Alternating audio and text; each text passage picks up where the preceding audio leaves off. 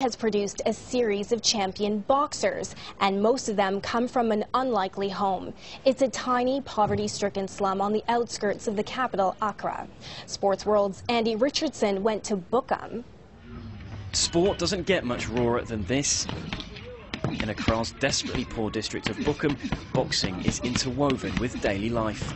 It may be hard to believe, but time and time again, the area has produced world-class fighters.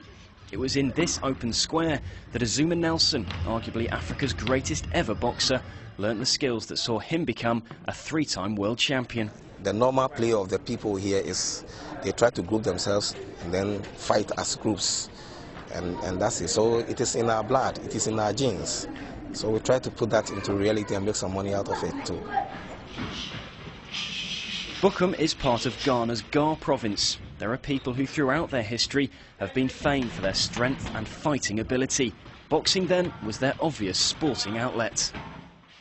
On the days when they don't go out to fish, they will have these fist fights. It was said that, you don't use any weapon whatsoever, bare knuckle fights. And the rules were that you don't use any weapons, as I've said, and the champion emerged after, engaging each other in fist fights all throughout the day. It could last throughout the day. So that's where the traditional strength of Ghanaian boxing comes from. Boxing is right at the heart of this community. The gyms that are on just about every corner here, much more than just a passing diversion, the sport provides the possibility of a way out of poverty.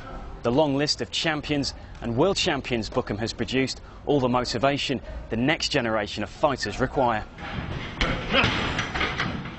Frank Frimpong, known in his gym as the Big Shark, is just one such contender. He's already the heavyweight champion of Africa and is about to head to the United States for the next stage of his career.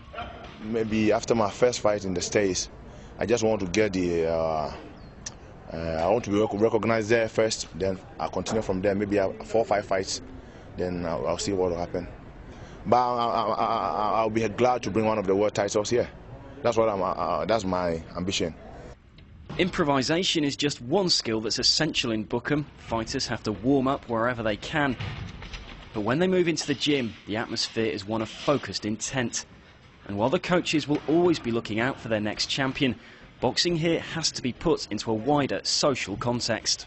We are crammed in this area. There are a lot of people here, and it's the survival of the fittest. So at least you have to do something. And I try to put some meaning into the lives of the young men. I don't want people to be straight in the streets or maybe doing bad things like this and stuff like that. If you can't get anything doing, you start thinking of bad things, maybe armed robbery and that kind of thing. And I hate to see that happening. So I try to put some meaning into the lives of the young people around.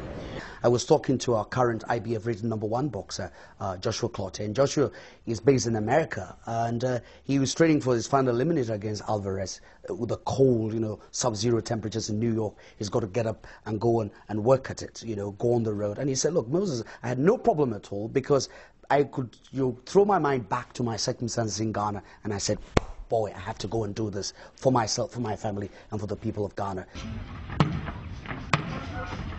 Boxing is often referred to as the sweet science, but in Bukom, the simple equation of talent combined with unblinking dedication seems to be working just fine. Andy Richardson, Al Jazeera, Ghana.